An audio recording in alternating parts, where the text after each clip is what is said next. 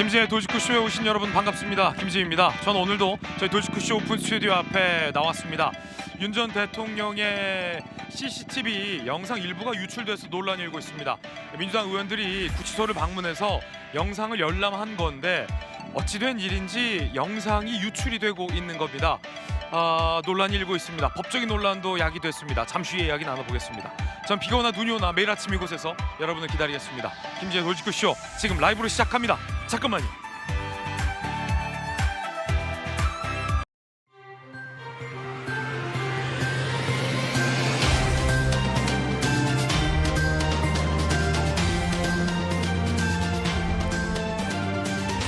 신문 읽어준 남자입니다. 민주당 일각에서 별도의 재판부를 만들자, 내란 특별 재판부를 만들자더니 돌연 전현희 의원이 논란이 일자 법원이 지규현 판사를 징계하면 내란 특별 재판부 필요 없을 수도 있다라고 얘기해서 논란이 일고 있습니다. 지규현 판사 하나 징계하자고 별도의 재판부 만들자고 했던 겁니까? 라는 논란이 일고 있습니다. 잠시 후에 이야기 나눠보겠습니다. 오늘 종합신문 4가지 키워드 준비되어 있습니다. 먼저 첫 번째 키워드부터 함께 보시죠. 첫 번째 키워드는 뭘까요? 바로 이겁니다. 첫날, 한국일보가 오늘 일면에 썼는데요. 첫날 어떤 기사일지 함께 보시죠. 한복, 상복, 두 쪽 난 여야 관계가 이 정도로 좋지 않다라는 것을 단면적으로 보여줍니다. 한쪽에선 한복을 입고 잔치 분위기, 다른 한쪽에선 상복을 입고 초상집 분위기였습니다. 이어서 다음 키워드입니다. 두 번째 키워드 함께 보시죠. 두 번째 키워드는 이겁니다. 대비, 서울신문이 오늘 3면에 썼습니다. 김정은이 열차 타고 가고 있죠? 중국으로 말이죠. 부인과 딸, 주애를 동행하나라는 궁금증도 있습니다. 시진핑과 푸틴은 이미 만났고요. 이제 김정은까지 합류하면 라인업은 완성되는데 김정은의 다자 외교 무대의 대비라는 점과 과연 딸을 데려올지가 관심사입니다. 이어서 다음 키워드입니다. 세 번째 키워드 함께 보시죠. 주선, 한겨레신문 6면 기사입니다.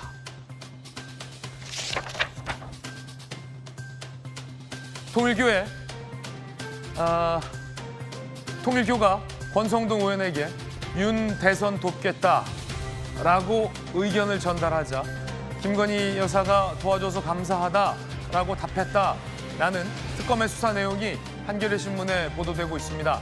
금전이 요구한 건 아니냐라는 의혹도 특검은 제기했는데 통일교와 권성동 의원 모두 다 부인하고 있는 상황입니다. 이어서 다음 키워드입니다. 네 번째 키워드는 이겁니다. 실험, 중앙일보 16면 기사입니다. 맨날 삼각김밥만 편의점이 살렸다. 위기 이후 구하는 울산 편의점의 실험입니다. 지난 7월 말 울산의 한 편의점에서 삼각김밥만 집어들던 여성, 점주가 구청에 전화를 걸었습니다. 뭔 사정이 있는 것 같다. 구청 직원이 여성의 안타까운 사정을 확인하고 도움의 손길을 건넸다는 훈훈한 기사입니다. 야, 예리한 편의점 점주였군요. 뭔가 안타까운 사연이 있을 것 같다라는 것을 직감한 편의점 점주 칭찬합니다. 지금까지 신문 읽어준 남자였습니다.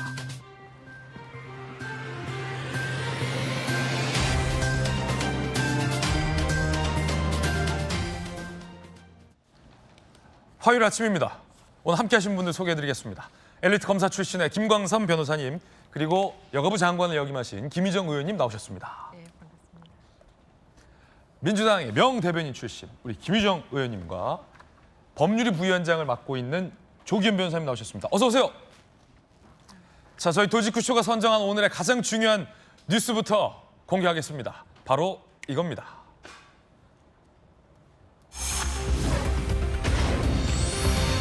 별도의 재판부를 만들자 여당이 이런 움직임을 보이자 법원이 제동을 걸었습니다. 대법원이 의견을 냈어요. 그러면 안 된다는 거예요. 그러지 말라는 겁니다. 그러시면 안 된다는 겁니다. 들어보시죠.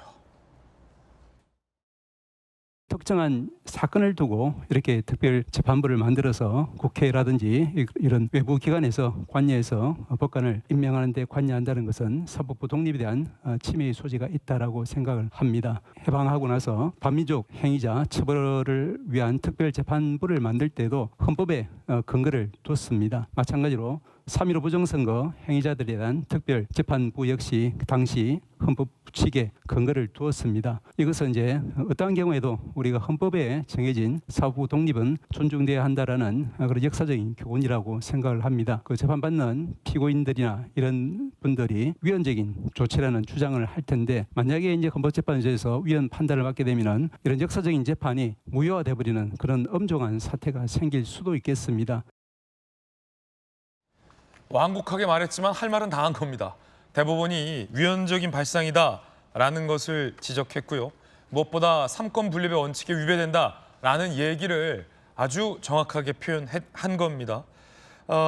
민주당에서는 내란 특별법과 내란 특별재판부, 즉 이 별도의 재판부를 만드는 법을 강행하겠다라는 의견을 일부 내고 있어서 논란이 일고 있습니다.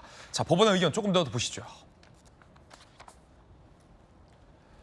방금 들었던 행정처장의 발언뿐 아니라 사법권 독립침해, 재판 공정성 신뢰 저하, 사법의 정치화, 위법 위헌 소지가 있다라고 구체적으로 반대의 의견을 전달했습니다. 법원이 반대하고 나선 겁니다.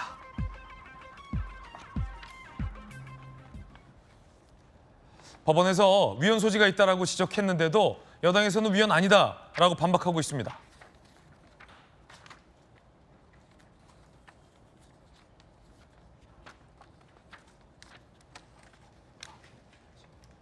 전현희 위원장, 헌법에 법원 내부 행정조직 법률로 규정 가능한 조항이 있어 김기표 의원, 특별법원이 아닌 특별재판부는 헌법의 위반 아니다라고 반박하고 있습니다. 야당은 당연히 비판하고 있습니다. 이거 사법부 장악의 의도 아니냐라는 의심의 목소리가 나옵니다. 유상범, 민주당이 결정만 하면 헌법 체계 관계없이 다수 표결로 완성할 수 있다는 의식 팽배.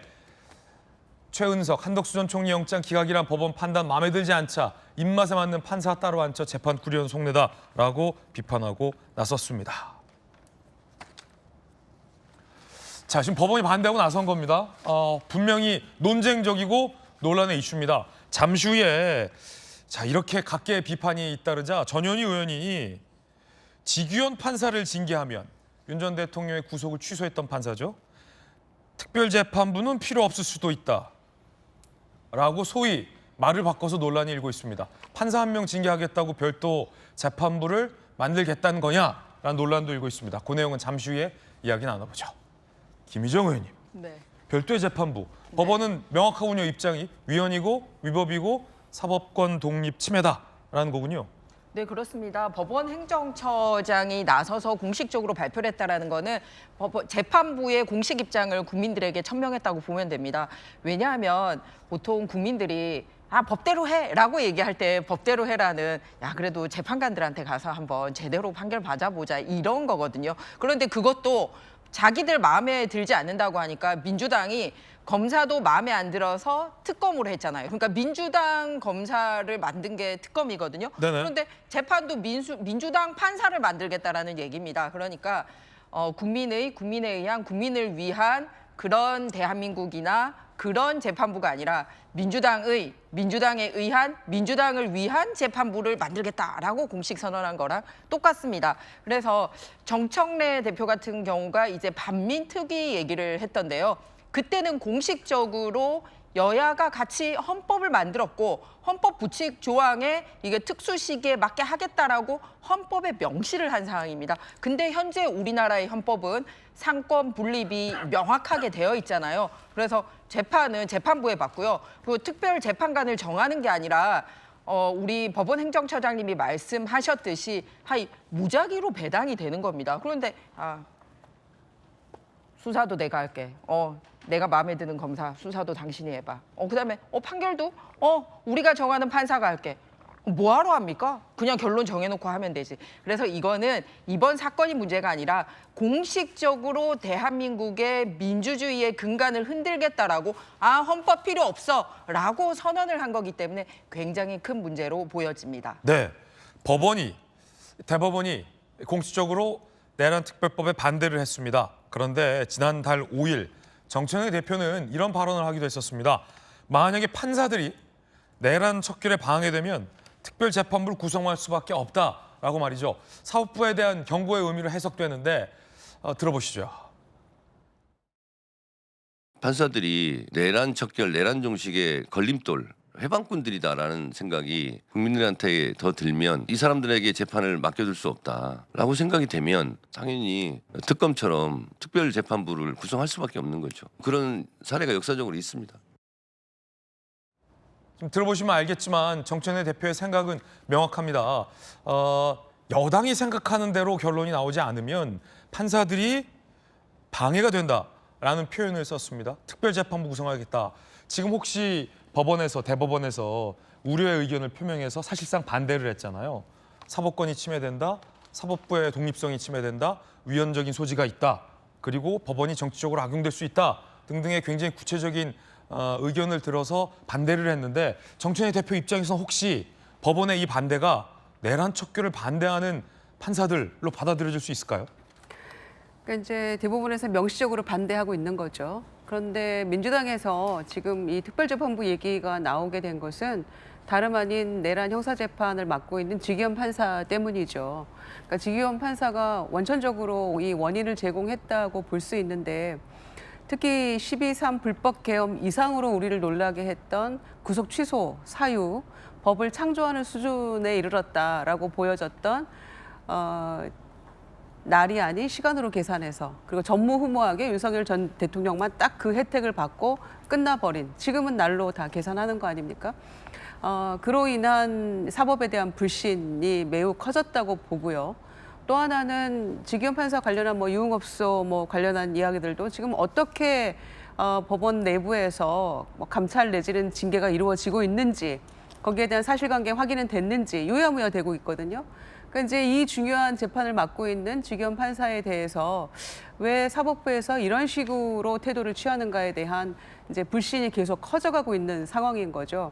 거기에 더해서 한덕수 전 총리도 이상민 전 장관보다 절대로 그 어떤 죄질이라고 할까요? 그 혐의에 있어서 훨씬 중해 보이는데도 불구하고 영장이 기각됐던 점, 이런 것들이 전반적으로 지금 이 내란 관련한 어떤 사법부의 행태가 제대로 이게 진행이 되고 있는 건가에 대한 깊은 불신이 쌓여가고 있는 상황이라고 생각합니다. 네네. 그런 점에서 애초에 내란 특검이 출범할 때 이 특별재판부도 함께 출범했어야 된다라는 그런 얘기를 하는 분들도 있고요.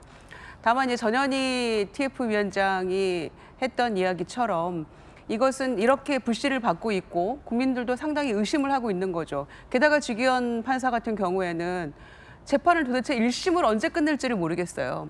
박근혜 전 대통령의 경우에는 국정농단 때 주 3회 정도 굉장히 많은 재판을 열고 했어도 한참 시간이 걸렸는데 지금 주 1회 정도 하고 있고 걸석 재판 계속하고 있는데도 강제로 구인할 생각조차도 없는 것 같고 여름 휴가 때 쉴 거 다 쉬고 도대체 국민들이 바라기 너무 여름 휴가 쉴 거 다 쉬고 휴가는 그래도 근로자의 권리라면서요.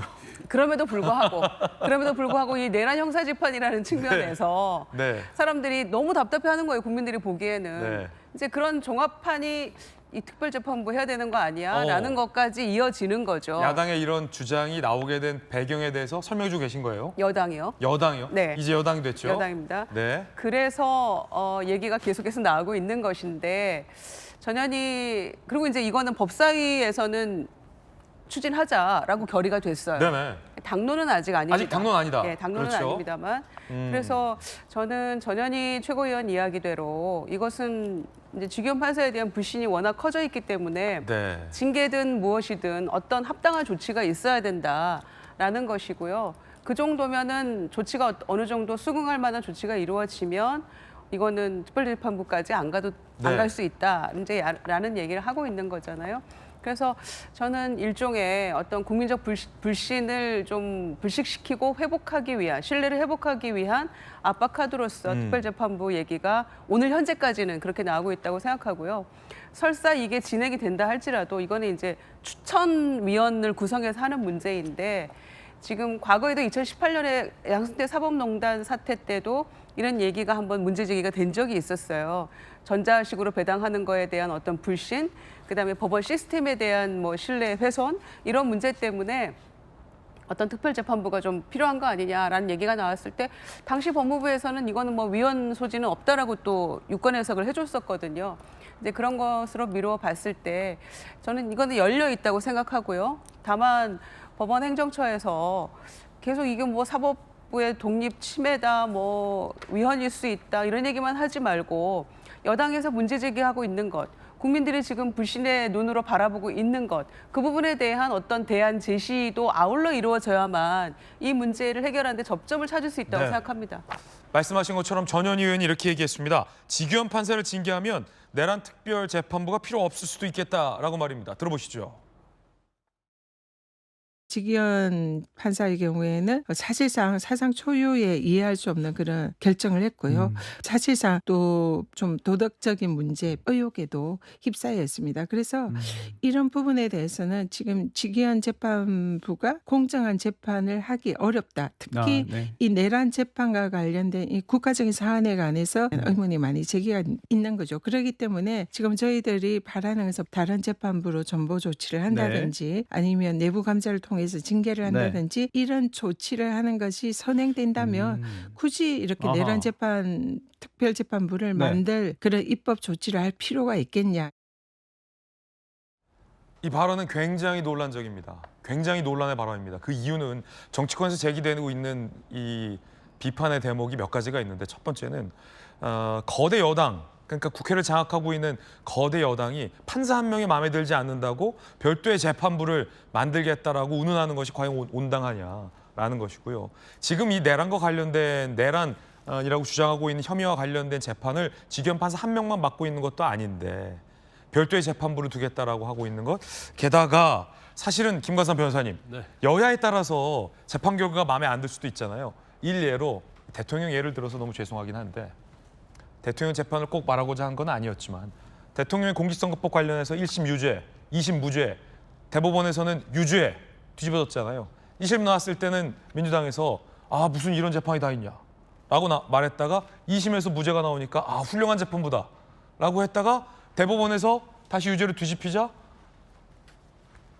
대법원 판사 막 늘리겠다 이랬잖아요. 그러니까 이 정치적인 유불리에 따라서 여야가 바라보는 이 재판부에 대한 평가가 다른데, 그때마다 이렇게 별도 재판부 만들자라고 하는 게 맞습니까? 아니, 저 논리를 반대로 얘기하면 이재명 대통령 특별 재판부를 만들고 그 재판부 자체는 민주당을 제외한, 조국혁신당 제외하고 국민의힘이 추천한, 거기에서 추천한 사람, 국회, 그다음에 뭐 대한변협, 이것도 만들어야 하는 거예요. 여야를 떠나서. 네, 그런데 지금 민주기획연수원장이 누구죠? 최강욱이요. 최강욱이죠. 일단 제가 볼 때는 민주당 국회의원들을 좀 합숙하면서 헌법, 법률, 양심, 이거 교육을 좀 해야 돼요. 그래서 헌법상 삼권분립이 뭔지 이런 것들을 좀 교육이 해야 하는데 지금 그런 개념이 없어요. 자, 전현희 의원, 법원 내 행정조직을 만드는 것은 헌법상 아무 문제가 없다. 재판부가 행정조직입니까? 기본 개념부터가 다른 얘기를 하고 있는 거예요. 그런데 제가 볼 때는 일단 뭐 특검은 민주당하고 조국혁신당이 추천한 사람이 됐잖아요. 이렇게 특검이 여당의 입맛에 맞는 그러한 수사를 한 적이 언제 있습니까? 완전 있는 거 없는 거 다 털어내고 있잖아요. 어떻게 보면 민주당이 아주 만족할 만한 특검인 거예요. 다 재판 볼까요? 재판도 마찬가지죠. 단지 지기현 판사가 구속 취소 결정한 것에 대해서는 굉장히 민주당 입장에서 의아하게 생각할 겁니다. 결과적으로 특검에서 다시 구속시켰잖아요. 그리고 지기현 판사가 그 이후에도 보면 김용현 전 장관이랄지 이런 사람들 전부 다 추가 기소된 거 다 구속기간 연장을 했습니다. 영장 발부해갖고 다시 했거든요. 그래서 그 뒤에 어떤 지기현 판사가 어떻게 보면 민주당의 어떤 그런 기세에 압도당했는지 모르지만 지기현 판사랄지 아니면 영장 전담 판사들이 다 특검이 하는 대로 쪽쪽 다 해주고 있어요. 딱 하나 안 해준 게 뭡니까?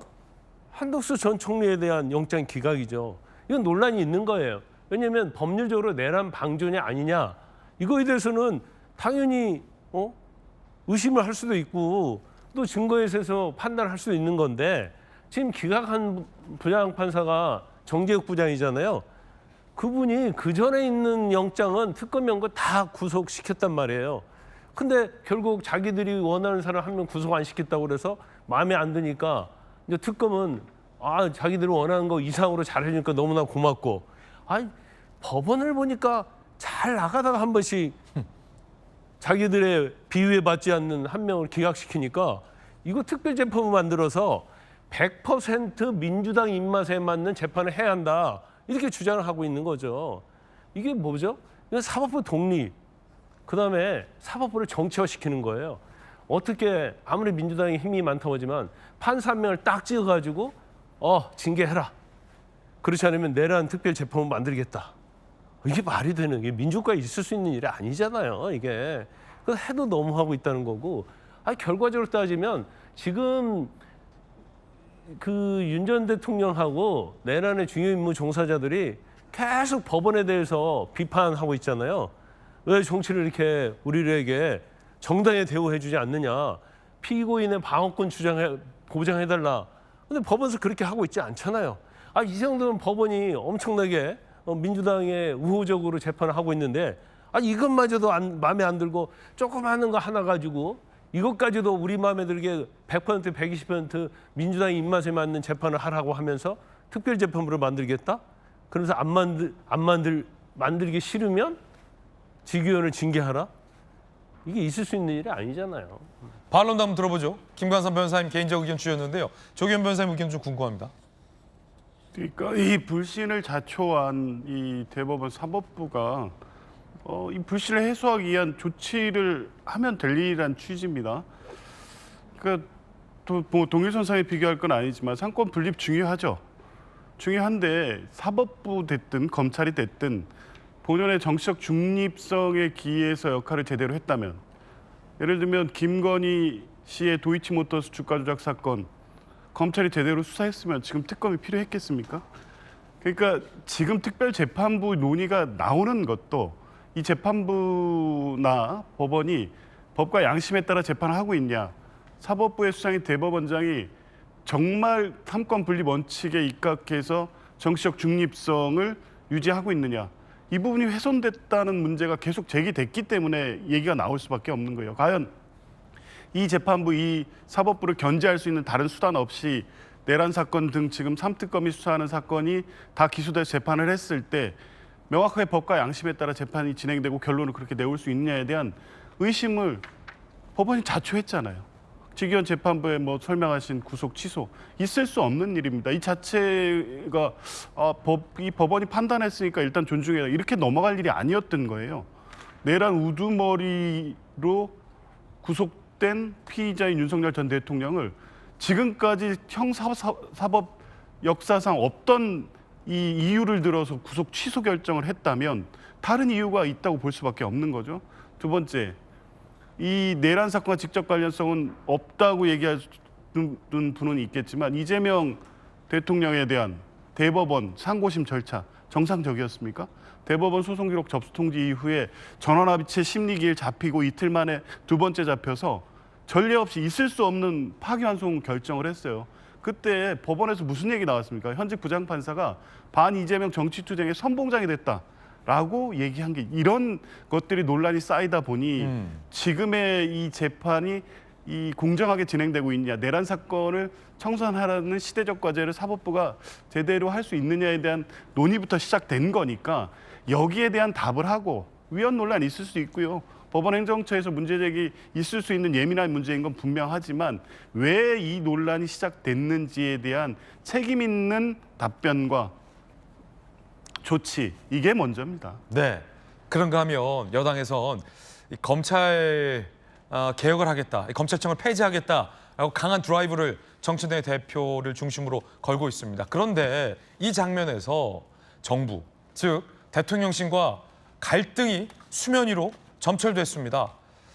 말은 같은 방향을 보고 검찰 개혁을 얘기하고 있다라고 하지만 양측이 하는 들리는 말을 보면 장관이 선을 넘었네. 내지는 장관 개인 의견을 우리가 왜 받아줘야 하느냐. 내지는 법무부 장관도 검찰에 장악됐다. 같은 방향을 바라보고 있는 거 맞습니까? 라는 얘기가 정치권에서 나오고 있습니다. 대통령실이 보기에도 집권 여당인 민주당이 너무 강하게 가고 있다라는 제동을 계속 걸고 있는데도 계속해서 잡음이 나고 있는 겁니다. 그러자 우상호 정무수석도 이 싸움에 참전했습니다. 민영배, 이문정 등에 대해서 비판했습니다. 공개적으로요. 들어보시죠. 엄청나게 다툼이 있는 것처럼 보이지만 제가 볼 땐 법무부 밑에 두나 행안부 밑에 두나 그게 무슨 큰 차이인가. 이견이 있는 건 사실이지만 해결 못할 이견은 아니다. 다만 이제 이 문제를 토론하면서 인신공격들 하지 않아야 된다. 제가 볼 때 민영배 의원님도 그렇고 이문정 검사도 그렇고 사람을 거명해서 공격하는 방식은 저는 그렇게 썩 바람직해 보이지는 않아요. 논쟁을 하라고 그랬더니 싸움을 거는 거잖아요. 개혁을 추진하고 하는 인사끼리 서로 싸우는 모습은 이 개혁의 취지를 훼손하는 것이죠.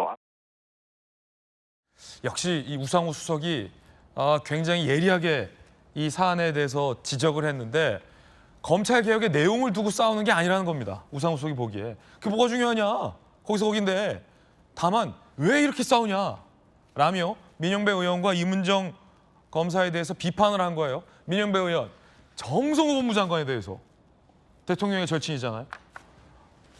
친명계의 심볼. 정성호 법무부 장관에 대해서 정청래 대표의 심벌인 민영배 의원이 이렇게 했어요. 장관이 너무 나가신 것 같다. 그리고 정청래 대표와 가까운 최민희 의원은 장관의 개인 의견은 우리가 왜? 라는 취지로 얘기를 했고요.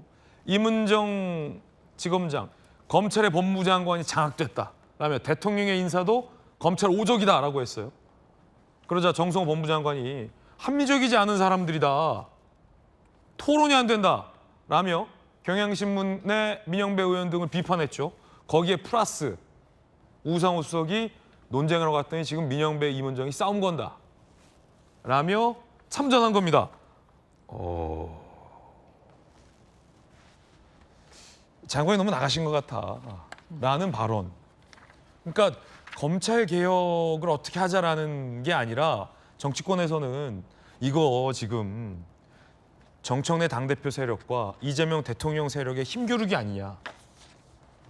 그 소재가 검찰 개혁일 뿐이라는 관측이 많은데 김희정 장학께서 보시기엔 어떠세요? 일단 대통령실하고 당대표 간에 선명하게 이견이 있기 때문에 이렇게 장관하고도 이견이 나타나고 이런 것 같습니다.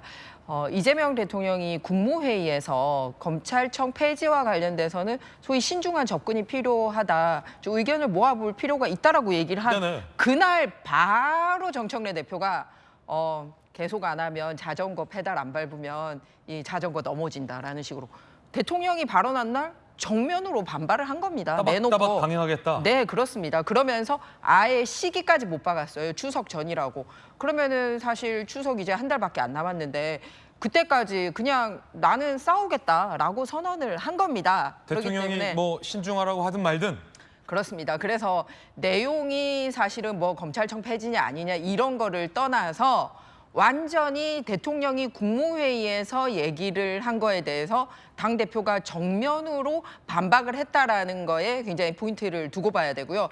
또 정성호 장관 같은 경우는 또 직접 그 업무를 담당하는 장관입니다. 그렇기 때문에 업무 내용상으로도 그렇고 또 대통령의 복심이라는 실질적으로 그 역할이나 위치를 봐서도 하고 있는데 아주 이제 정청래 대표계에서 직격탄을 날리고 있는 거 아닙니까? 그래서 이런 것들이 사실 추미애 육선을 법사위원장으로 앉히는 것도 사실은 대통령실과 상관없이 정청래 대표 쪽은 나는 선수 높은 추미애하고 달리겠다라는 것을 표시를 한 겁니다. 사실은 법원 특별재판부 관련돼서도 당 지도부는 대통령실이랑 논의를 해야 되고 법원 행정처는 또 정부지 않습니까? 이견이 있으니까 사실은 당론 아니다라고 얘기를 하면서 법사위에서는 다루겠다라고 얘기를 하고 있거든요. 이런 것들이 완전히 드러난 정청래 대표가 이제 이재명 대통령을 향한 벌써 자기 이런 속내를 드러내지 않나라고 생각합니다.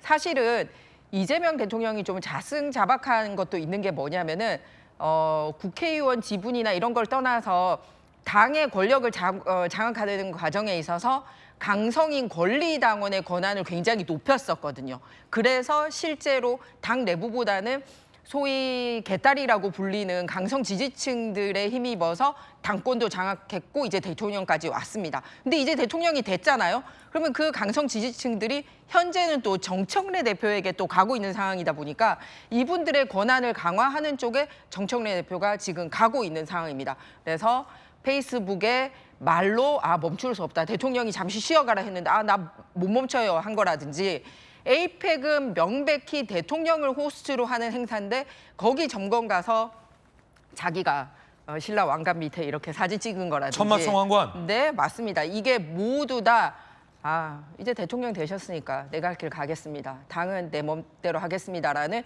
이런 갈등을 여과 없이 드러내는 장면이라고 보여집니다. 그럼 결론은 언제 날 거냐? 진짜 추석 전에 하는지 안 하는지 보면 이재명 대통령이 승리하는지 정청래 대표가 승리하는지 가늠자가 될 것이라고 보여집니다. 김희정 의원의 개인적인 분석이에요.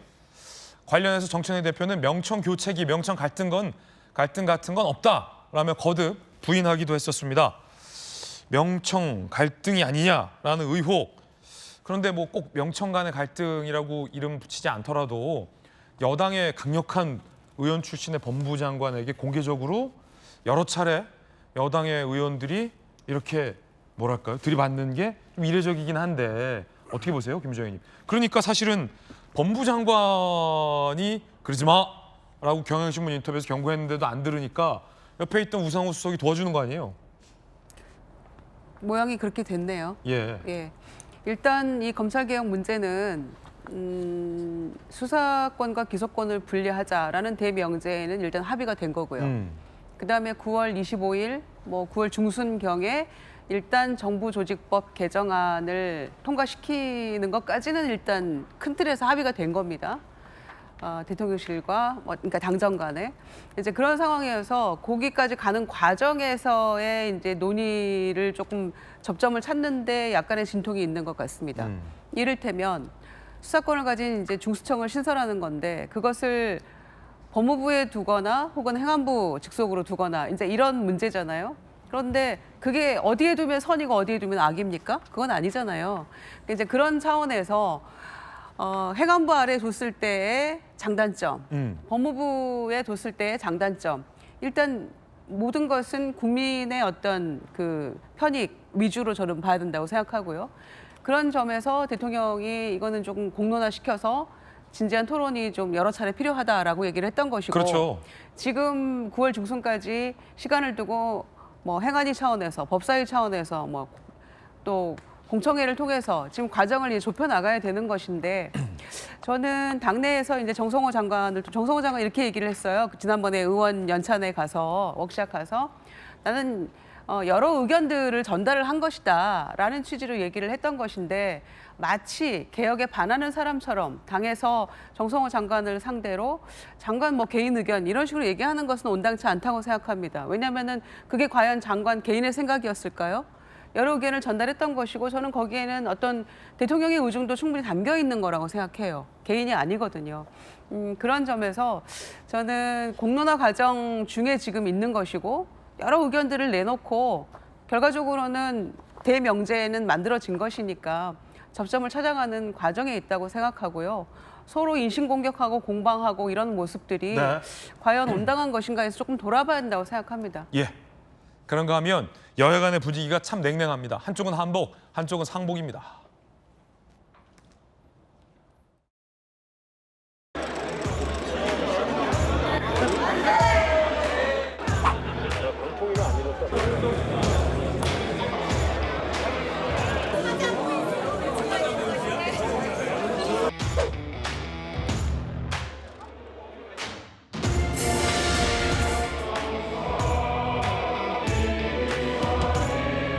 대한민국 헌법 질서와 의회 민주주의가 상당히 위기에 처해 있다.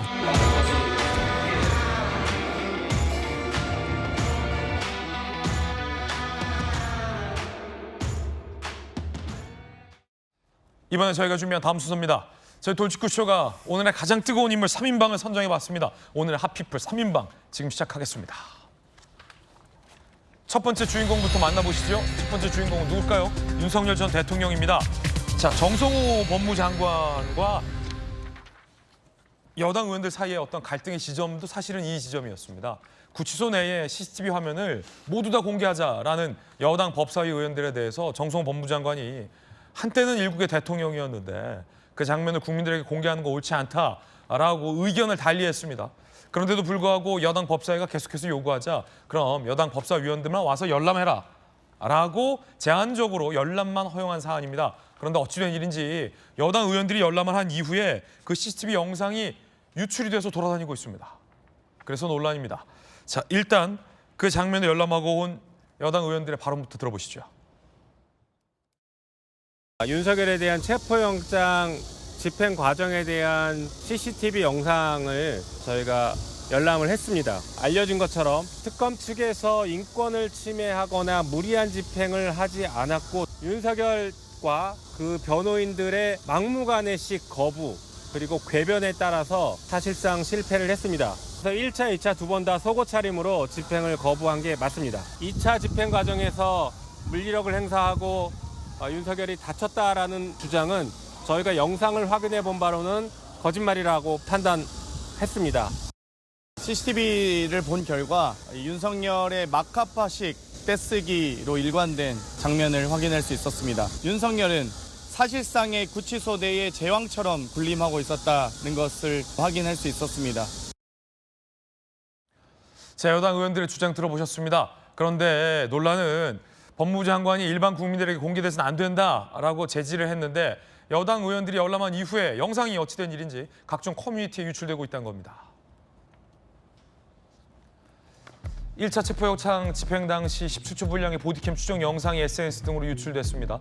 구치소 영상 기록 열람 과정에서 유출된 걸로 추정이 되고 있고요. 개인정보보호법 등 위반 소지가 있는 논란이 일고 있습니다. 윤 대통령 측은 이렇게 얘기합니다. 윤 전 대통령 측 법률 대리인단 인권, 초상권 보호위에 유출 경위 등 철저한 조사 필요, 법적 대응을 지시하면서 반발하고 있는 대목입니다. 이런 일을 정성호 법무부 장관은 우려했었습니다. 그래서 안 된다라고 했었던 일이 벌어진 겁니다. 들어보시죠.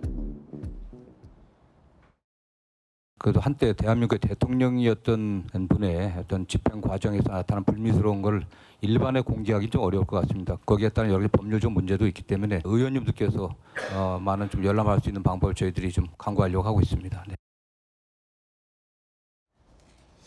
결국 정성호 법무부 장관도 반대했었던 우려했던 일이 벌어지고 있는 건데 자, 이 사안은 두 가지 논쟁이 있습니다. 첫 번째는 이 여당 의원들이 주장했던 것처럼 윤 전 대통령의 행동에 대한 어떤 찬반 논박. 그것과 별개로 두 번째는 여당 의원들이 열람한 이후에 어찌된 일인지 유출된 이 CCTV, 교도소 내에 있는 CCTV 혹은 보디캠 영상 유출. 두 가지 논쟁적인 사안이 있습니다. 한번 다뤄보죠. 김광선 변호사님, 어떻게 유출된 겁니까? 일단 유출을 떠나서요. 일단 윤 전 대통령이 저런 식으로 저항하는 것은 저는 잘못했다고 봐요. 네. 일단 체포영장은 법원이 발부한 거고 또 그거에 의해서 집행을 하는 거기 때문에 원칙적으로는 집행에 응하는 게 맞고 윤 전 대통령은 집행에 응했어야 됐다. 거부한다 하더라도 이제 저런 모습은 사실은 국민들이 보기에는 굉장히 민망한 모습이거든요. 제 바디캠이랄지 여러 통로를 통해서 밖으로 나갈 것이고 더구나 특검도 집행 과정에서 실패를 하니까 바로 뭐 속은 얘기했지 않습니까?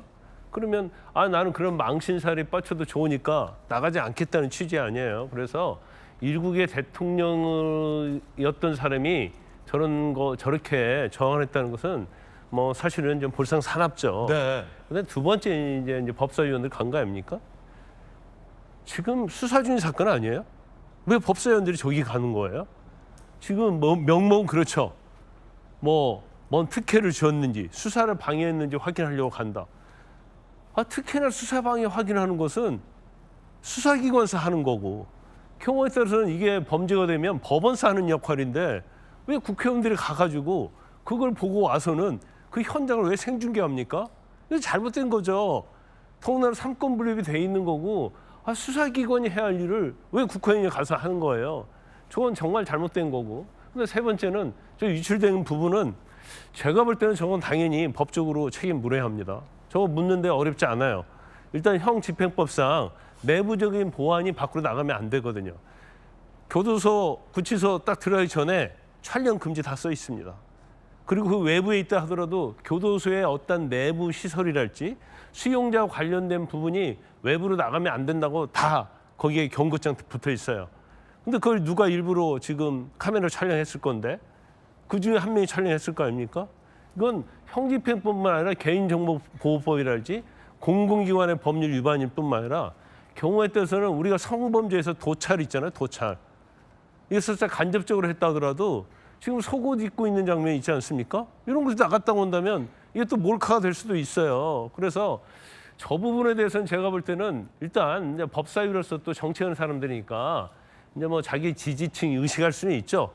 그래 거기까지 갔다고 해요. 하지만 이걸 카메라로 촬영해가지고 밖으로 유출하는 것 자체는 이건 범죄 행위예요. 제가 볼 때는 이건 발본색을 해서 한 사람에 대해서는 처벌해야 한다. 저는 그렇게 봅니다. 예. 누구 때문에 유출되는지 아직 명확치 않다는 말씀 드립니다. 자, 조긴 변호사님, 어떻게 보십니까? 그 민주당 의원들이나 조국 혁신당 의원들이 그 장면을 굳이 보고 싶겠습니까? 이 보고 확인한 후에 브리핑한 내용들을 보면서도 참담하고 기분이 불쾌합니다. 그 상황 자체가. 그런 장면 아니겠습니까?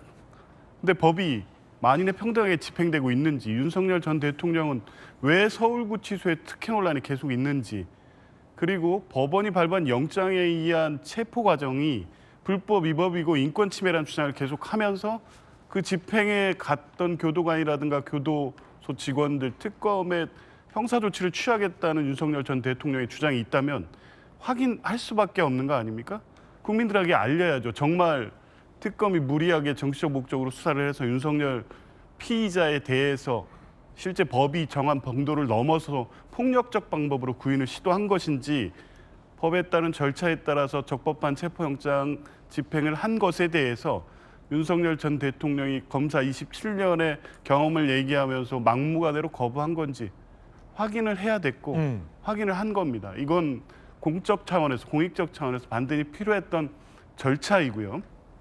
다만 유출에 대해서는 저도 역시 경위를 확인하고 만약 책임이 있다면 물어야 된다고는 보는데요. 네. 전체적으로 이 CCTV 열람하는 과정을 하지 않고 그냥 넘어갔다, 그냥 묻어뒀다. 그러면 윤석열 전 대통령이 아닌 다른 어떤 이 수사받는 피의자들이 영장 집행이 여기는 구치소였기 때문에 뭐 특별히 그 정도 해도 거부해도 포기하고 가야 된다, 이 정도를 넘어서서 늘 물리력을 동원할 수밖에 없는 체포영장 집행 과정에서 거부하면 안 해도 되는구나, 나는 진술거부권을 행사할 거니까 체포를 거부해도 아무 문제가 안 생기는구나, 이 선례를 남겼을 거 아닙니까? 그런 측면에서 보면 엄정한 법 집행, 공권력의 권위 측면에서도 이 경위를 분명히 확인하고 그 내용을 국민에게 알릴 필요성은 충분했다, 그렇게 봅니다. 네, 양쪽 의견도 전해드리고 있습니다.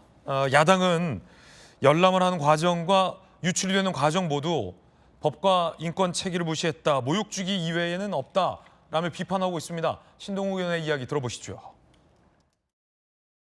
윤석열 전 대통령이든 누구든 유치장에 갇혀 있는 분이 본인들의 정치적으로 맞지 않는다고 해가지고 CCTV를 보자, 이것을 공개하겠다고 하는 것은 대한민국의 법 체계와 인권을 완전히 무시하는 겁니다. 윤석열 대통령이 유치장에 있는 모습까지 국민들에게 세세히 전 대통령이 보여줘야 되는 상황이 아니지 않습니까? 좀 제발 민주당 의원들 좀 자중하시기 바랍니다. 자, 민주당 의원들의 반박도 있습니다. 전현희 의원입니다. CCTV 열람은 망신 주기 목적 아니다, 헌정 질서 회복하는 과정의 일환이다. 김용민 의원, 국민적 의혹 해소 안 되면 신뢰 못 받는다, 국민적 의혹 해소 차원이다라고 반박합니다. 김희정 장관님, 어떻게 보십니까? 이게 어떻게 유출이 됐고, 그리고 이 열람을 하는 과정을 두고서도 여야 간에 논쟁적이에요? 피의자나 수감자는 사람이 아닌 거죠. 그러니까 사람 취급을 안 하니까 인권이고 뭐고 다 무시하는 거 아닙니까? 하긴 현재 민주당은 국민의힘 대표도 사람 취급 안 하는데 무슨 피의자나 수감자를 사람 취급이나 하겠습니까? 전직 대통령에 대해서도 이 정도 취급을 하는데 일반 국민들이 어떤 취급을 당할지 상상이나 되십니까, 여러분? 아니, 기본적인 법이나 인권은 지켜야죠.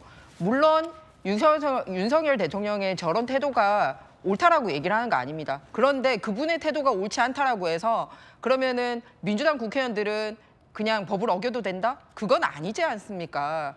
옳게 국민들에게 명분 있게 일을 해나가려면 본인들도 법을 지켜야죠. 이런 식으로 사람 취급을 안 하고 그냥 조롱하고 망신 주고 충분히 저는 그 효과는 거뒀다고 생각합니다.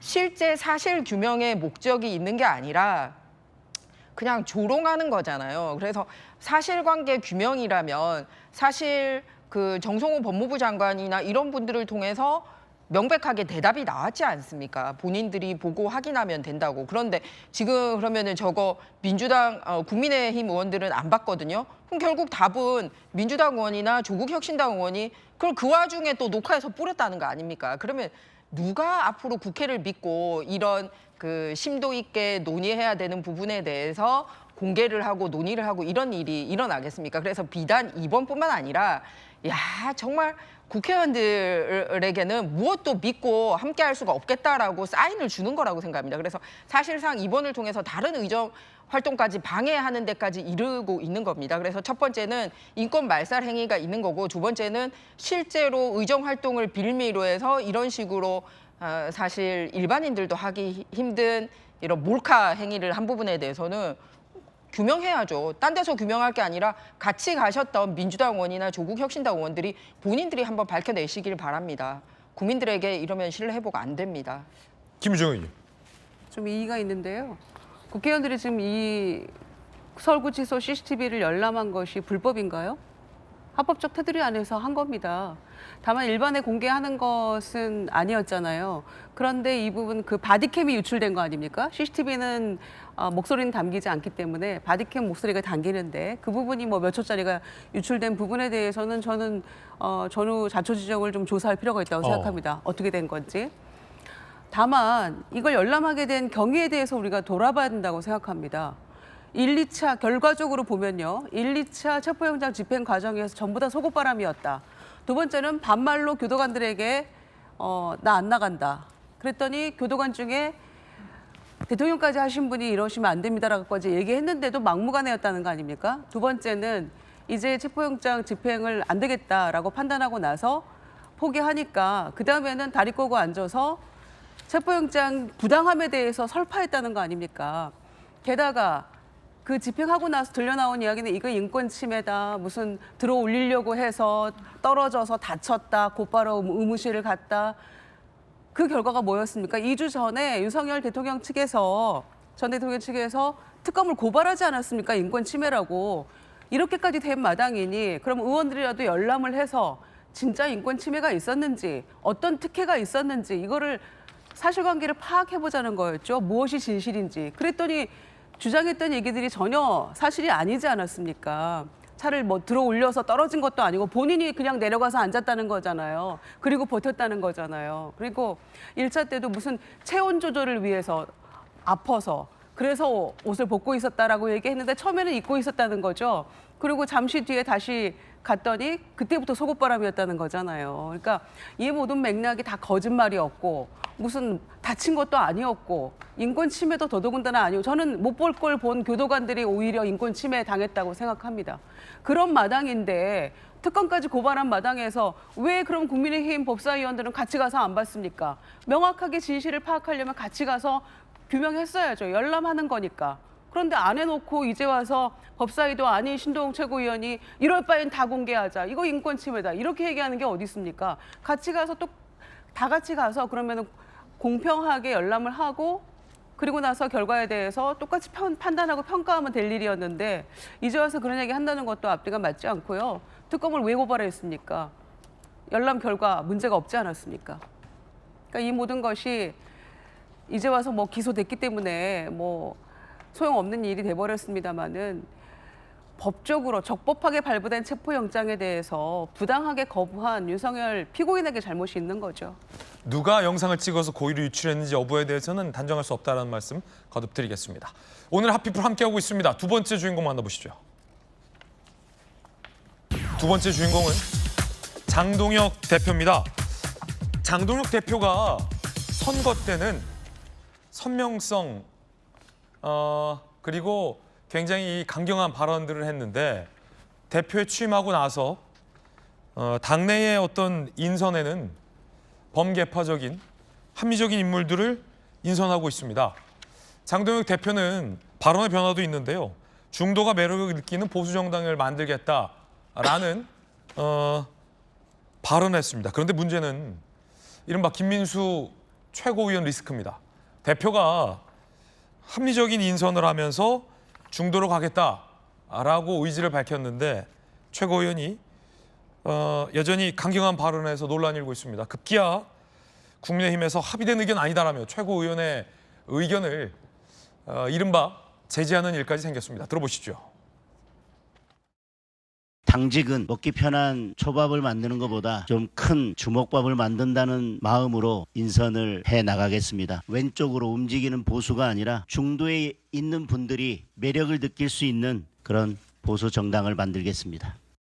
수많은 국민은 여전히 탄핵이 정당치 않다고 주장합니다. 내란죄가 확정되지 않았음에도 민주당은 윤석열 대통령을 내란 확정범으로 몰고 있습니다. 민주당이 진정 국민을 위한다면 정치 보복성 모든 수사를 멈추십시오. 윤석열 대통령과 김건희 여사 석방하십시오. 자, 그러자 당이 저 합의된 의견 아니다 라고 워워하는 지경에 이르렀습니다.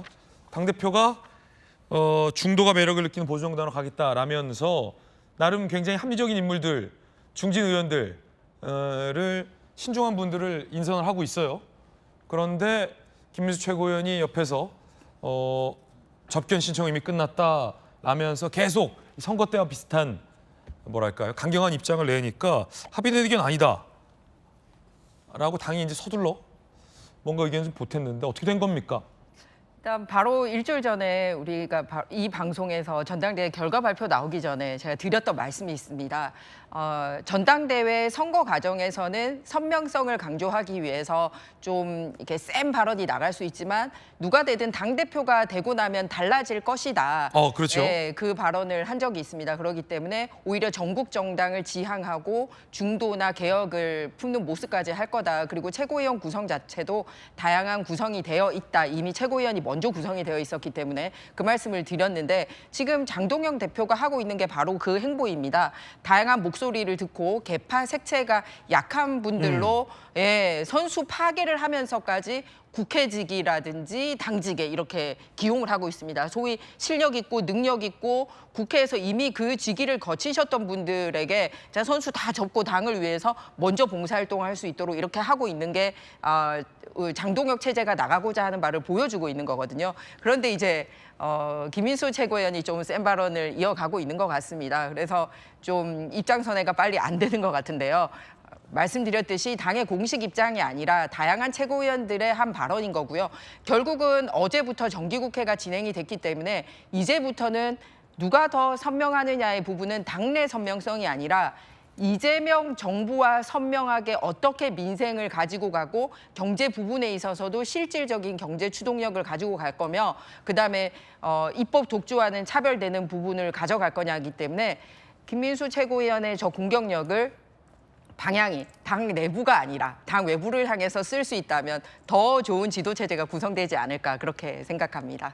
김민수 최고위원의 이 강경한 발언들이 대표의 의지와 다르다라는 논란이 당 안팎에서 일고 있다는 보도도 많은데요. 전한길 씨가 인사청탁이 들어온다. 하지만 인사청탁이나 어떤 자리를 맡지 않겠다라고 밝힌 바 있습니다. 그런데 그러면서도 대구시장에는 이진숙 방통위원장이 나가야 한다. 본인이 양보하겠다. 뭐 이런 발언에 대해서 논란입니다. 들어보시죠. 이진숙 방통위원장도 역시 여전사 아닙니까? 지금 이재명에 맞서 싸우고 있는 그죠? 이진숙 방통위원장 대구시장 공천한다면 이진숙 대구시장 하셔야죠. 이진숙 방통위원장은요 경북대학교 저희 선배님입니다. 그리고 대구시장 나오면요. 저는 공천 같은 거 안 받잖아요. 이진숙 방통위원장 나가야죠. 저는 양보합니다. 무조건요. 설령 공천 받는다 하더라도 저는 양보하고요. 자, 김건선 변호사님, 그 대구시장 공천했어요 일단? 굉장히 어휘도 있어요. 근데 저게 제가 볼 때는 이제 과대망상이다. 저는 뭐 내재로 표현할 수 있다 이렇게 봅니다. 그런데 지금 당 자체가 지금 정상적인 상황이 아니에요. 객관 입장에서 보면. 그래서 어떤 당원들을 할지 또 일부 중도적인 국민들 또 보수를 지지하는 국민들이 당의 어떤 결정에 대해서 영향을 미칠 수 있는 그런 상황이 아닙니다. 왜냐하면 당을 포기하고 떠난 사람들이 많거든요. 근데 그런 상황에서 강성 지지층이 상당히 많은 상황에서 본인이 어떻게 보면 저 뭐 화면 한번 보십시오. 뭐 난리가 났습니다. 근데 본인은 대표도 만들었다고 생각하고 있는 거죠. 또 제가 볼 때는 만드는데 분명히 영향을 미쳤어요. 근데 그 다음에 이제 공천 부탁을 많이 들어온다고 하면서 대구시장을 자기가 공천을 해버려요. 이진수 위원장. 나를 공천 줘도 나는 양보를 하겠다. 저 속셈은 자기도 공천받고 싶은 마음이 있다는 걸 제가 볼 때는 은유적으로 표현했다고 봅니다. 그래서 사실은 지금 원래 그 국민의힘의 숙제가 윤 전 대통령하고 절연이랄지 비상계엄 탄핵의 강을 건너는 게 가장 중요했는데 그게 아니고 또 강이 계속 나타나는 거예요. 아직 큰 강 건너지도 못했잖아요. 전환길에 강이 있고 또 최고위원 김문수가 강이 있고 그러니까 이 강을 다 건너려면 너무나 힘든 거예요. 그래서 지금 뭐 장동혁 대표 같은 경우에는 이제 전당대회 전과 후가 좀 많이 달라졌다고 봅니다. 네. 근데 이제 제가 언제까지 저렇게 갈지는 모르겠지만 그래도 상당히 제가 볼 때는 이제 정치판을 좀 잘 잇고 있다고 저는 봐요. 그래서 그 어떤 스탠스를 가지고 계속 가야 하는데 이제 전환길의 힘을 빌려서 어떻게 보면 장동혁 대표가 됐고 또 김민수도 마찬가지죠. 원래 우리가 저 사람은 최고위원 될 수 있는 사람이라고 생각해 본 사람이 거의 별로 없거든요. 근데 이러한 어떤 정치의 상황 그리고 상당히 강성 지지층을 업고 결과적으로 윤석열 대통령 등에 업혀가지고 최고위원 됐거든요. 그러니까 자기는 계속적으로 그 스탠스를 유지하지 않을 수 없는 거예요. 이제 그러다 보니까 어떤 장동혁이라는 커다란 배가 가는 데 있어서 계속적으로 이제 암초가 있는 거죠. 뭐 가장 큰 암초는 전환길이고 그다음에 이제 최고위원 김민수 암초 있고 또 이제 계속 어떤 암초가 생길지는 모르겠어요. 그렇지만 그걸 이제 극복해 나가는 게 이제 정치이기 때문에 뭐 향후에 과연 장동혁 대표가 어떤 식으로 그런 강을 건너는지 한번 뭐 두고 볼 필요가 있는 거죠. 자, 그러자 이 당내의 젊은 피 의원들이 한마디 했습니다. 우리 도지구 출신의 김용태, 김재섭 두 명의 젊은 피 의원들이 전환길 씨에 대해서 이렇게 비판했어요. 김용태 의원, 지방선거 출마하려는 분들의 굉장히 악영향할 것이다. 어디 아픈 거 아닌지 걱정된다. 어디 아프시냐, 김용태. 자, 김재섭, 전환길 쫓아내는 건 당위, 당을 우습게 만드는 사람을 조치하지 않는 거 그거대로 문제라고 당내의 젊은 피 원투펀치들이 비판을 했습니다. 조겸 변호사님, 김용태 어디 아픈 거 아니냐? 제가 봐도 그렇게 보이니까 저렇게 아무리 급격하게 정치화돼서 또 본인의 영향력을 과신하는 상황이 된다고 하더라도 그래도 주위에 다니면서 듣는 얘기가 있을 텐데 저렇게 뭐 공천 뭐 청탁 들어온다 이런 얘기를 하는 건 이제 금기시 돼야 되는데 이 권력 본인이 사실 권력을 다 쥔 것처럼 행동하는 거잖아요. 그러니까 저 김용태 의원이나 김재섭 의원 정도의 반응 갖고도 지금 부족하죠. 사실 정상적인 정당이라면 난리가 났어야 되는데 김민수 최고위원의 발언도 그렇고 누구 하나 적극적으로 나서서 제지하는지 못하고 그런 조직적 흐름이 나타나지 않는 게 이상할 정도고요. 특히 대구시장 선거 관련해서 하는 발언들 대구 시민들 입장에서 지금 기분이 어떻겠습니까? 아직 선거는 많이 남은 데다가 비상계엄 내란으로 보수의 심장인 TK에서도 사실은 국민의힘에 실망한 여론이 상당했는데 그거 수습하고 보수의 새로운 미래를 보여줘도 부족할 판에 전환길 씨 같은 분이 마치 대구시장을 결정한 것처럼 저런 언사를 하고 다니면 대구 시민들이 국민의힘 내년에 선택해 주실까요?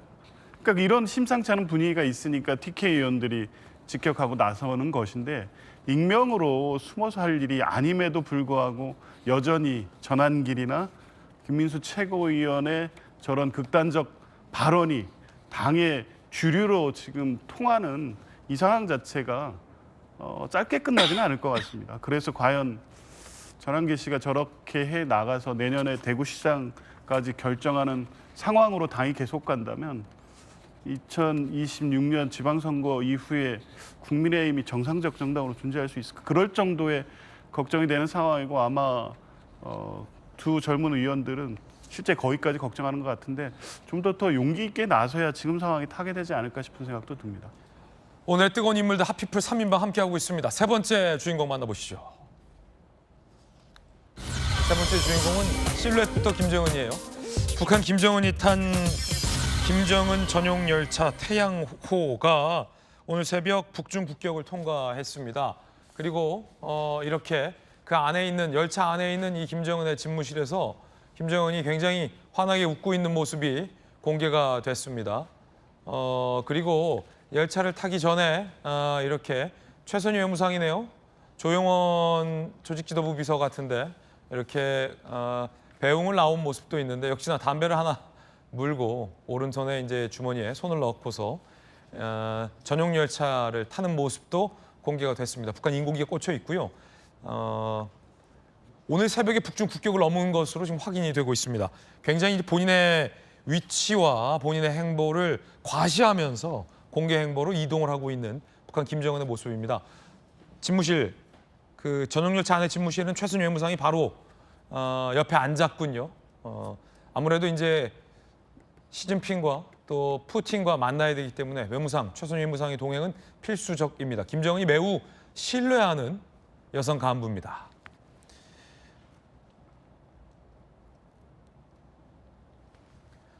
저 열차, 저 태양호 의원 아닙니다. 태양호라고 이름 붙인 저 열차가 매우 독특한 열차입니다. 제가 한번 파봤습니다. 함께 보시죠. 김정은 의원님, 이게요 굉장히 좀 재밌는 기차더라고요.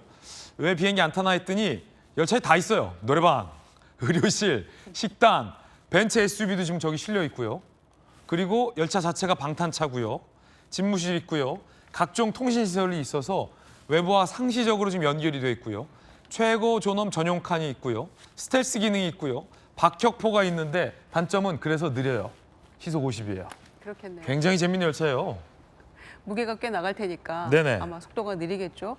도착하는데 한 20시간 걸린다 그러더라고요. 그렇죠. 예, 그러니까 상당한 거의 하루가 다 걸리는 셈이니까 아마 저 안에 노래방이나 이런 시설뿐만 아니라 샤워실 포함해서 여러 가지 아마 그 편의 시설들이 다 장착이 된 그런 열차가 아닐까 생각하고요. 아까 이제 그 내부의 집무실도 공개가 됐는데 네네.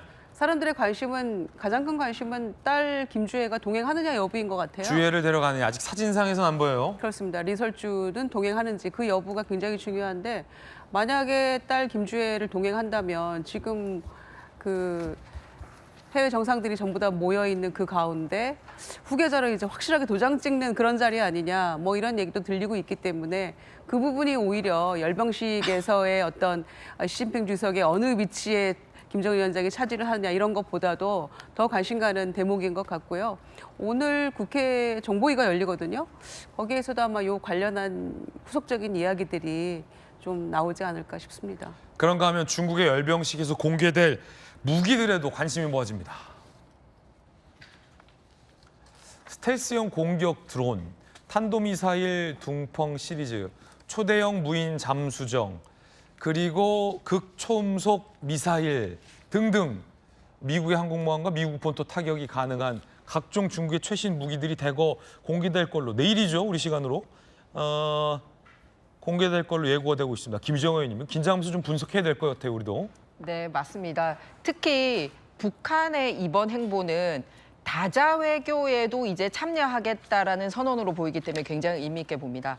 북한 같은 경우는 절대 지존이잖아요. 거의 신격화되어 있기 때문에 여러 정상들이 모인 데서 그중에 한 명으로 취급받는 거를 원하지 않습니다. 그래서 줄곧 양자 외교를 고집했습니다. 중국을 만날 때도 양자 외교, 러시아를 만날 때도 양자 외교, 미국을 만날 때도 양자 외교. 그래서 그 김일성 시대 이후로 이렇게 다자 외교에 나간 거는 지금 북한 체제 들어선 이후에 처음 있는 일입니다. 어떻게 보면 자신감을 갖게 된 거죠. 아, 나 여러 명 안에 섞여 있어도 러시아나 북한은 중국에서 큰 위치를 차지할 거다라는 확답을 받고 움직이지 않나라고 예상해 볼 수 있습니다. 그리고 두 번째는 그동안 러시아하고의 관계에서 떠나기 전에 왜 그 사망한 군인들 위로하고 그러면서 러시아에다가 사실은 그게 인민들을 위로하는 측면도 있지만 나 이런 역할 했어라고 사실 청구서 내미는 거거든요. 그러면서 중국을 향해서는 야, 당신들만 이런 무기 있는 게 아니라 출발하기 전에 미사일 공장 들렀어요. 그러니까 우리도 이런 무기 있어라고 하면서 러시아와 중국 사이에서 본인들이 키맨 국가로 활용할 수 있다라는 그 행사를 미리 합니다. 그러면서 다자 외교 국면에서도 아, 북한 무시하지 마. 우리 큰 소리 낼 수 있어. 라는 그런 여러 가지 포석을 깔고 가는 걸로 보여집니다. 아무튼 미국이 지금 이렇게 달리고 있는 마당에 중국, 러시아, 이 북한이 반미 체제를 굳건히 하는 그런 체제로 작동을 하는데 북한이 큰 역할을 하겠다라는 의지를 표명하기 위한 방중으로 분석됩니다. 자, 저희 채널A에서 내일 저희 돌직구 쇼부터 그리고 중국의 이 열병식 그리고 김정은이 어디에 위치하는지 등등 최고의 전문가들과 함께 또 앵커는 제가 맡습니다. 진행을 해서 뉴스 특보까지 분석을 해드리겠습니다. 내일 예고였습니다. 다음 소식입니다. 걱정스러운 소식 전해드려야 될 것 같아요. 다른 곳 다 비 오는데 강릉은 비가 안 오고 있습니다. 아직도 쬐끔만 내렸습니다. 강릉 이 시민들의 이 갈증을 해결하기에는 터무니없이 부족한 양입니다. 그러다 보니 빨랫감이 쌓여가고 있고요. 대형 호텔 리조트의 수영장과 사우나는 줄줄이 영업 중단에 들어갔습니다. 21세기 대한민국에서 이게 가당키 한 일일까? 걱정스럽습니다. 강경무 기자가 현장 다녀왔습니다.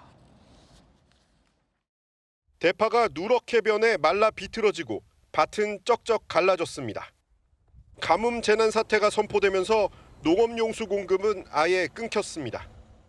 농업용수가 있어요. 지금 우리도 하나도 없더라고요. 가정집마다 수도 계량기를 75%까지 잠그는 제한급수도 시작되면서 수돗물은 졸졸졸 흐를 뿐입니다. 물이 부족해 빨래를 제때 하지 못하면서 세탁기 안엔 빨랫감이 잔뜩 쌓였습니다. 샤워 시간 줄이기, 빨래 모아서 하기, 또 설거지도 모아서 하기, 양변기에 벽돌 넣기 등 동참하고 있습니다. 동네 약수터엔 물이 나온다는 얘기를 듣고 멀리서 찾아온 시민들의 발길이 끊이질 않습니다. 저도 한 일주일에 한두 번 정도 오는데 평상시 되면은 한 두세 배 정도 늘은 것 같습니다. 강릉의 대형 리조트 호텔 수영장과 사우나는 줄줄이 운영 중단에 들어갔습니다. 호텔 객실 운영도 3분의 1로 축소하는 방안이 검토 중입니다. 음식점 등 상가들은 영업시간을 줄이거나 아예 문을 닫고 있습니다. 매출에 타격은 있죠. 일단은 저녁에 단체들이 많이 오는데 단체를 못 받는 것도 있고. 강릉 시민 18만 명 식수와 농업용수를 담당하는 오봉저수지의 저수율은 오는 24일이면 0%가 될 것으로 예측됐습니다. 강릉시는 저수율이 10% 아래로 떨어지면 격일제나 시간제 급수를 시행할 방침입니다. 채널A 뉴스 강경모입니다. 강력한 남자와 함께 강력 사건의 단서를 추적하는 시간입니다. 오늘도 돌직구 강력 반장, 범죄 프로파일러 배상훈 반장님 나오셨습니다. 배 반장님 어서 오세요. 안녕하세요. 배상훈 반장님과 함께 풀어볼 첫 번째 강력 사건 단서부터 함께 보시죠. 상업판에 단서를 준비해놨습니다. 아, 이게 뭐죠, 반장님? 식판. 네. 급식실 같은데. 급식실 같은데 이게 첫 번째 강력 사건의 단서군요. 과연 어떤 사건일까요? 사건 만나보시죠. 교장 머리에 식판 쏟은 학부모. 어머나. 지난 6월 2일 대구시 동구의 한 중학교 50대 학부모가 60대 교장 선생님에게 자녀 문제 상담 방문을 약속했어요. 그런데 머리 위로 식판을 뒤집어서 음식물을 쏟은 거예요. 지금 밥이 넘어가냐? 라는 과격한 말과 함께 교장 선생님의 머리 위에서 식판을 쏟았다. 그리고 빈 식판을 머리에 던지거나 멱살을 흔드는 등의 폭력 행위도 있었다라는 건데 전치 2주보다도 교장 선생님이 받았을 정신적인 충격이 더 클 것 같습니다. 네. AI로 그린 거죠. 학부모 50대 귀가 조치후 다시 교장을 찾아가 학교 측은 나가달라 요구해도 경찰 조사까지 버텼다. 또 갔다는 거예요. 특수상해 등의 혐의를 적용했습니다. 반장님, 이게 무슨 사건입니까? 특수상해, 그러니까 식판을 던져가고 식판은 이제 무기가 될 수 있는 거죠. 그래서 상해죄, 특수상해죄가 되는 거고 그 다음에 이제 그 음식물을 머리에 하는 것은 뭐 재물손괴 같습니다. 그냥 옷을 효용이나 이런 걸 버리고 근데 사실 생각해 보시면 이게 재물손괴보다 모욕감이 더 크죠. 모욕이죠. 다른 사람이 다 보는 아이들도 보는 앞에서 네. 교권 침해와 모욕과 연결되는데 가장 높은 거인 특수상해를 일단 의뢰한 것 같습니다. 근데 저거는 사실은 특수상해보다는 이건 상식에 몰상식한 부분 아니겠습니까? 네. 그게 더 중요하고 저 선생님의 자괴감이 더 크실 것 같다는 생각이 듭니다. 지금 식판을 교장 선생님한테 쏟은 이유가 자녀 문제로 상담하기로 했는데 자리 비었다. 그 이후로 지금 식판 지금 밥이 삐 넘어가냐라면서 식판 쏟은 거예요? 그러니까요. 그러면 선생님도 식사를 하시고 사실 면담하면 되는 거 아닌가요? 아니 은행 가도 다 밥 먹어요. 그러니까요. 근데 그거를 자리를 비웠다. 그러면 이제 왜 드시냐 말로 해도 되는 거를 저런 형태의 폭력은 교권 침해이기도 하고 학교에서는 하면 안 되는 행동인데 저 학부모께서는 그렇게 하셨네요. 어떤 심리일까요? 이런 행동들은? 그러니까 기본적으로 이제 자기 중심성이죠. 자기 중심성. 그리고 교육 문제에 대해서는 급격히 이제 화가 치밀어 오르는 화병과 연결될 수 있습니다. 분노 조절에도 좀 분명인 거죠. 보통은 이제 간헐성 폭력성 분노 장애라고 하는데 분노 조절 장애라는 것보다는 그걸 많이 쓰지만은 간헐성 폭력성 분노 장애. 분노 장애. 그리고 그것이 자녀 문제를 기화로 본인의 폭력성이 올라갔다고 보시면 됩니다. 그렇군요. 아무래도 아이들이 다 저런다고 해서 모든 학부모가 저렇게 다 폭발적으로 폭력을 행사하지 않거든요. 그럼요. 자, 과연 법원은 어떻게 판단을 했을까요? 법원의 판단 함께 보시죠. 재판부, 많은 학생이 있는 자리, 피해자뿐 아니라 목격한 선생님과 학생들에게도 상당한 정신적 충격을 줬을 것. 애들이 보는 데서 이런 거군요. 그렇죠. 학부모에게 징역 1년 6개월에 집행유예 3년을 선고했습니다. 그렇군요. 뭐 꼭 학부모를 징역을 살게 해야겠다 이 취지가 아니라 뭔가 결국은 집행유예인데 뭐 벌금이랄지 뭐 이런 건 없는 거예요? 그냥 집행유예 주고 마는 거예요? 법원에서는 벌금형보다는 굉장히 위험하고 선생님의 어떤 모욕감, 어떤 위험 정도에 따라서 징역형을 부과한 것 같고요.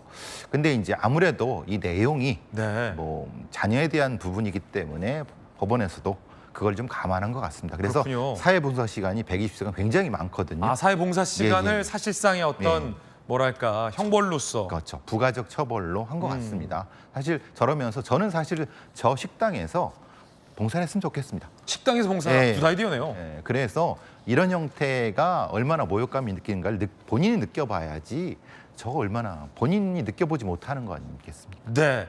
자, 결국 재판부의 강한 판단까지 이어졌다라는 말씀도 풀어봤습니다. 두 번째 사건 풀어보겠습니다.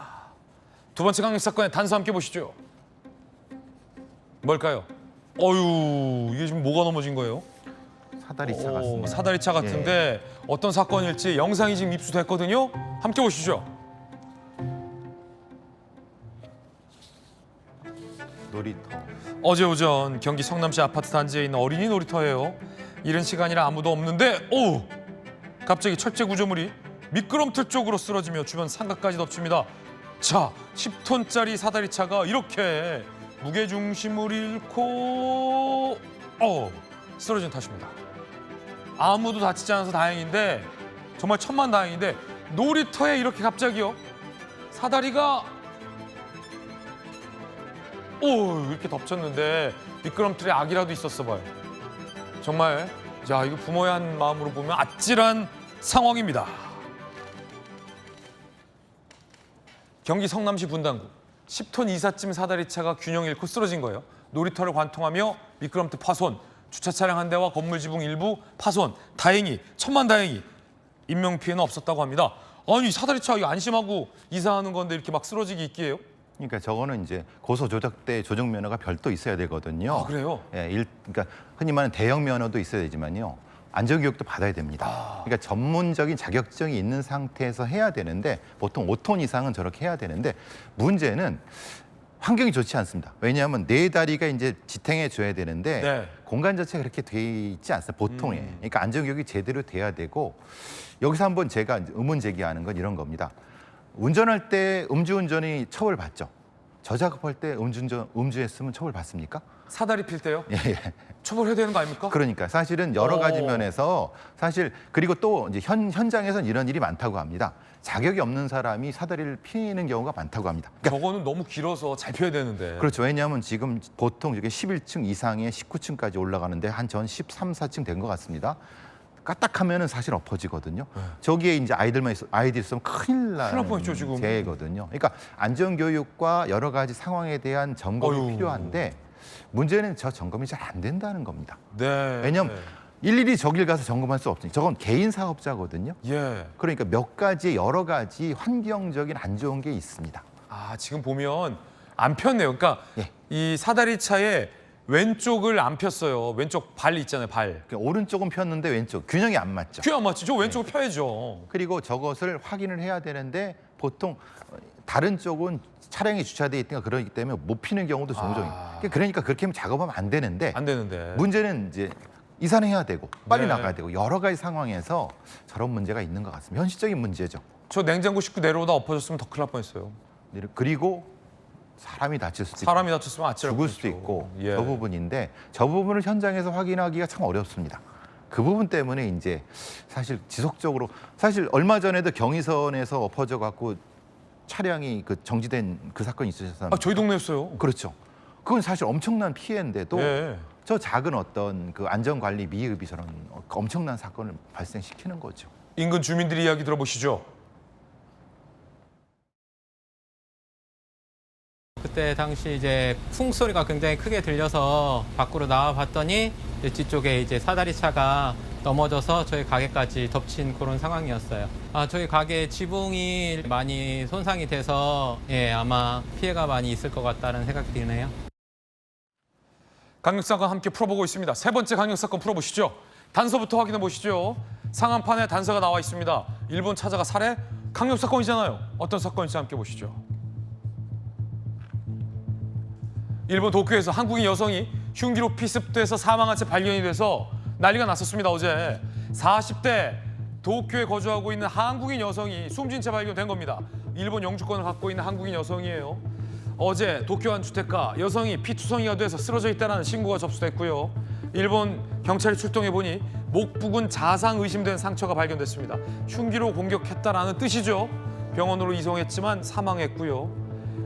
범인 용의자죠. 30대 한국인 남성이 사흘 전에 일본에 입국했는데 공항에서 붙잡았다라고 합니다. 자, 오늘 조금 전 공항에서 붙잡았다라는 속보까지 들어와 있는 겁니다. 자, 일단 무슨 사건입니까, 반장님? 지금 보기에는 소위 교제폭력 살인 사건으로 보여집니다. 교제살인이라고 보여지는데 일본의 영주권을 가지고 계신 분입니다. 한국 국적이고 근데 가해자인 남성은 그쪽으로 여행을 간 겁니다. 네.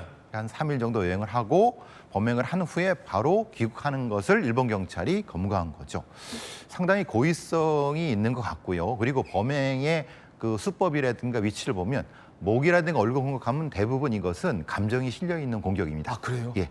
보통의 다른 부위의 공격은 살인의 공격이지만 이거는 감정의 공격이기 때문에 보통은 저희들이 판단할 때는 이거는 이 피해자에 대한 감정이 섞여 있다. 그러니까 보통 교제폭력이라든가 이제 감정적인 범죄라는 그 판단을 합니다. 아니 이게 공격하는 부위를 보고도 네. 우리 저 반장님은 이 용의자의 어떤 감정적 의도를 분석하는군요. 그러니까 뭔가 감정이 섞인 공격이다, 범죄다. 그러니까 순위는 이제 눈부터 내려옵니다. 눈이 가장 위험하고요. 그다음에 입, 목이 됩니다. 그건 가장 높은 상태. 그리고 이제 그런 공격을 하면서 이제 무엇인가 사과를 요구를 합니다. 그러니까 너 왜 나한테 헤어졌어? 뭐 이런 방식이 되는 거죠. 조금 지금 상태에서는 이제 도주의 계획성, 그러니까 애초에 여행을 그렇게 살인을 의도하고 갔는가? 이게 지금 이 사건 수사의 포인트 같습니다. 그렇군요. 애초에 범죄를 마음 먹고 갔는지 자, 지난 날 29일 이 여성이 도쿄 내 파출소에 도움을 요청했었다라는 기록도 나왔습니다. 함께 보시죠. 지난달 29일 도쿄 내 파출소를 방문했어요, 직접 이 여성이. 한국에서 온 교제 상대에게 헤어지자고 했더니 화를 내며 집으로 찾아왔다. 며칠 전에는 폭력을 휘둘렀다. 구두로 경고했어요. 이 일본 경찰이 구두로 경고한 거예요. 그러자 한국인 남성은 알았다. 오사카 관광하고 귀국하겠다라고 떠났다가 돌아와서 살해를 한 거군요. 일본 경찰 같은 경우도 실제로 이제 사실은 외국인이지 않습니까? 네. 외국인의 일종의 스토킹 교제 폭력을 굳이 이렇게 살펴주지는 않습니다. 그러니까 그걸 이용한 건지 그럼에도 불구하고 사실은 한국의 영주권자는 일본 경찰을 의지할 수밖에 없죠. 그러니까 이제 그것을 보호 조치를 요구했는데 실제로는 구두 경고에 그친 겁니다. 이게 아쉽네요. 아쉽죠. 그러니까 우리나라 경찰도 사실 몇 년 전만 해도 저런 경우가 있으면 구두 경고로 말고 그래서 큰 사건을 이어진 적이 있지 않습니까?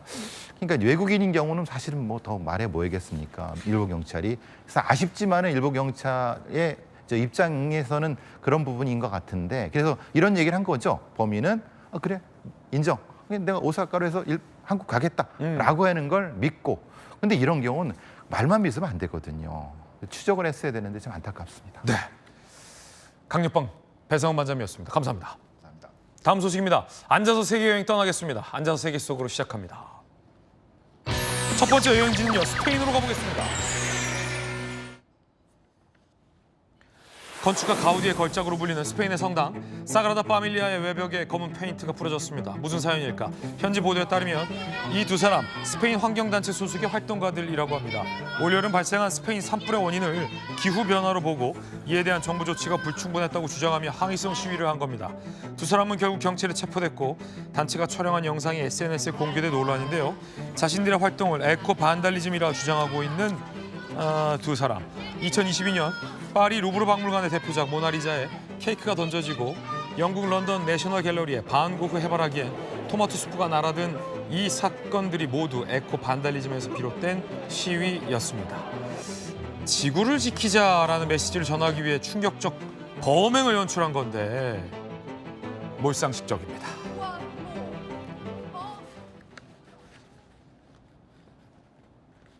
자, 두 번째 여행지입니다. 미국으로 가보겠습니다.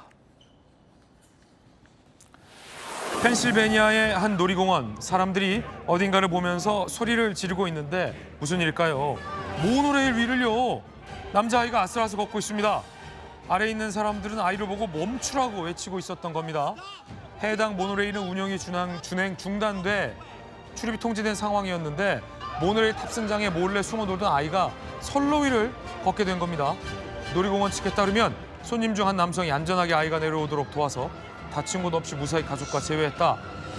라고 밝혔습니다. 이 남성 온라인에서 칭찬이 이어지고 있습니다. 야, 천만다행이에요. 한국에는 용감한 시민상인데 그거라도 줘야겠습니다. 지금까지 앉아서 세계 속으로였습니다. 저희들은요 60초 광고 보고 돌아오겠습니다. 잠시 후에 뵙죠. 오늘 저희가 준비한 소식 모두 다 전해드렸습니다. 잠시 후 아래 주소에서 김진의 더 라방 시작됩니다. 최고의 전문가들이 여러분을 기다리고 있습니다. 잠시 후에 뵙죠. 오늘 하루는 분명 어제보다 나을 겁니다. 좋은 하루 되십시오. 고맙습니다.